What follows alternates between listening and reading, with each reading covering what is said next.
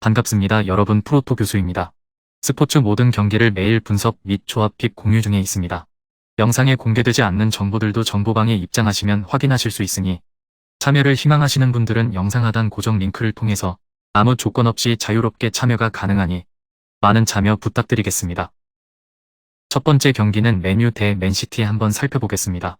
맨유는 최근 페이스가 굉장히 좋습니다. 월드컵 이후 경기들에서 전승을 기록하고 있으며 월드컵 이전까지 경기들을 합치면 8전 전승을 달리고 있는 상태죠. 3경기 연속 클린시트 등 수비적으로도 좋은 흐름을 이어가고 있고 템스관 바깥인 5위와의 승점차가 2점이기는 하지만 한 경기를 덜 치른 상황이라 여유가 다소 있습니다. 리그컵에서 로테이션을 가동하면서 빡빡한 일정에 대비를 하는 모습 때문에 최근 6경기 연속 골을 기록한 레시포드가 다시 선발로 복귀할 가능성이 높아 보입니다. 올 시즌 레시포드를 괴롭힌 어깨 부상에서 완벽하게 회복되면서 장점인 스프린트 능력이 살아났고 새로 영입된 전담 코치가 라인 브레이크와 위치 선정에서 레시포드를 전담 코칭하는 등 레시포드의 폼 상승에 기여한 부분이 상당히 많은 상태. 높은 라인을 구성하는 맨시티도 뒷공간을 공략할 수 있는 레시포드의 활약은 상당히 부담스러울 것입니다. 시즌 초에는 3대6으로 맨시티에게 완벽하게 당한 바 있었는데 그때는 테나흐 감독이 부임한 지 얼마 되지 않은 시점이라 팀의 빌드업 체계와 수비 라인의 안정화가 미처 이루어지지 않았던 상황이었죠. 팀의 빌드업 체계가 잡혔고 카세미로의 영입으로 삼선과 수비 라인의 안정화가 동시에 이루어지면서 팀의 안정감은 그때와는 다른 상태라고 볼 수 있는 상태입니다. 맨시티는 사우스햄튼에게 0대2로 패배를 당했습니다. 컵대회 경기였기는 했으나 올 시즌 맨시티가 보여주는 경기력이 압도적인 수준에서는 벗어났다는 점을 알려준 경기였죠. 물론 홀란드 등 주전 선수들을 백업 빼고 워커를 센터백으로 세우는 등 여러 실험적인 전형을 시도했다는 점은 감안해야 합니다. 지난 경기에서 유효 슈팅을 하나도 기록하지 못하는 모습. 그러나 최근 물이 오른 마레즈와 홀란드가 투입된다면 공격적인 성과는 더 나아질 것으로 보입니다. 최근 홀란드에게 공격을 의존하고 있고 윙어들도 제한적으로 사용되는 등 전술적인 경직성이 문제로 제기되고 있는 상태라 현재로서는 선수들의 개인 기량으로 전술적인 한계를 타파하고 있다고 볼 수밖에 없습니다. 라인을 올리는 특유의 방식이 해가 될 수 있습니다. 1차 빌드업의 시발점이 될 로드리나 균도안이 모두 기동성이나 민첩성이 뛰어난 편은 아니라 상대의 기동성에 대응하기 어려울 수 있는 상태죠. 중앙과 팀 에너지 레벨의 안정성이 좋은 맨유를 상대로도 아주 우세한 양상을 만들기는 어려울 수 있습니다. 맨시티가 고전하는 경기가 될 것입니다. 맨유가 시즌 초 맨체스터 더비에서의 무력한 모습에서 탈피해 공수에서 모두 안정세를 찾은 상황이기 때문입니다. 맨시티도 지난 시즌과는 달리 압도적인 경기력을 보여주지 못하고 있고 홀란드에게 공격에서 많은 것을 의존하고 있는 상태입니다. 난타전 경기 양상이 예상되는데 맨유의 핸디캡 접근도 고려해 볼 만한 매치로 보여집니다.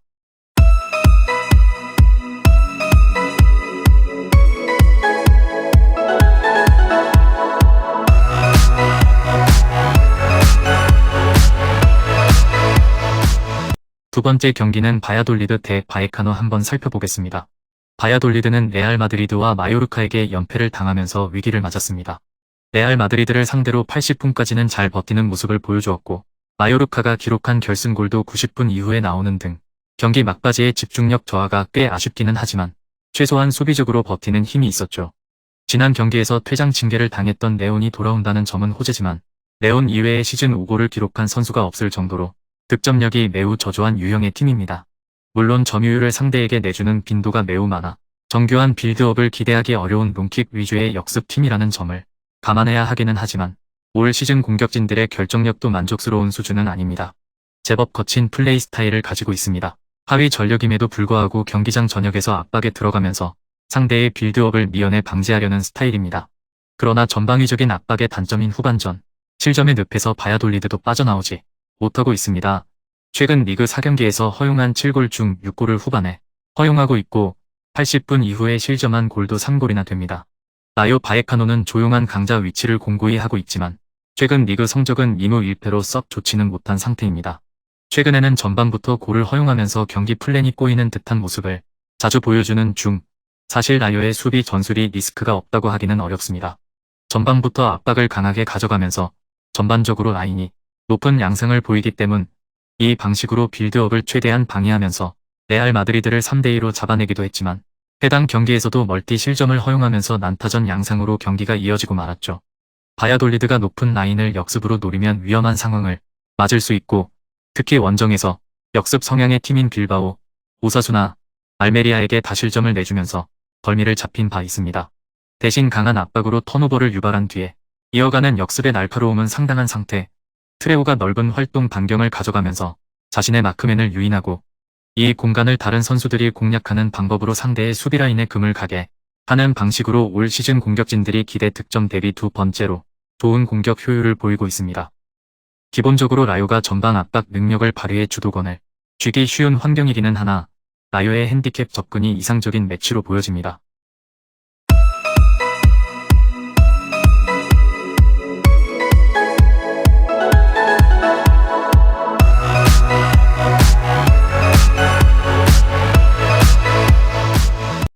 마지막 세 번째 경기는 크레모네세 대 몬자 한번 살펴보겠습니다.